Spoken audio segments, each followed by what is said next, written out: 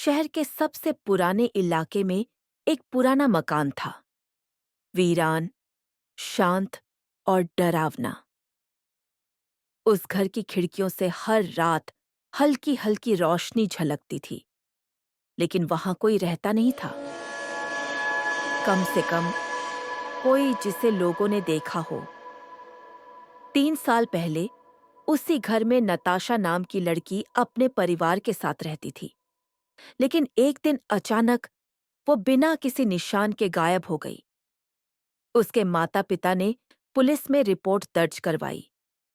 पूरे शहर में खोजबीन हुई, लेकिन नताशा का कोई पता नहीं चला। और फिर घर भी वीरान हो गया। लेकिन हाल ही में पड़ोसियों ने अजीब घटनाएं नोटिस करनी शुरू कर दी। कोई कहता कि रात को उस घर में किसी के चलने की आवाज आती है। कोई कहता कि कभी-कभी कोई लड़की खिड़की से झांकती हुई दिखती है।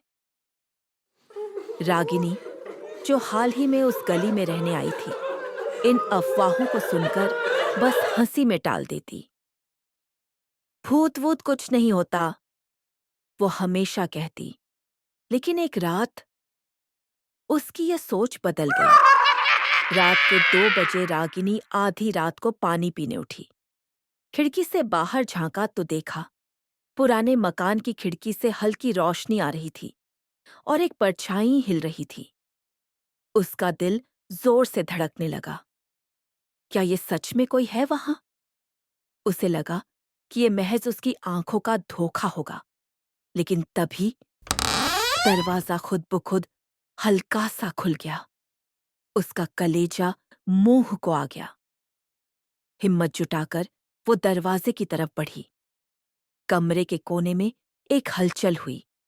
उसने मोबाइल की टॉर्च ऑन की और जैसे ही रोशनी फेंकी, रुक जाओ! एक धीमी लेकिन खौफनाक आवाज गूंजी।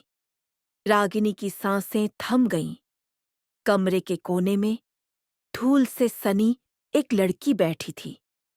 काले कपड़े पहने, बिखरे बाल, डरी हुई आंखें, और वो नताशा थी। 3 साल से मैं यही हूं, कोई मेरी मदद नहीं कर सकता। रागिनी चीख पड़ी और फिर कमरे की बत्ती झपकने लगी।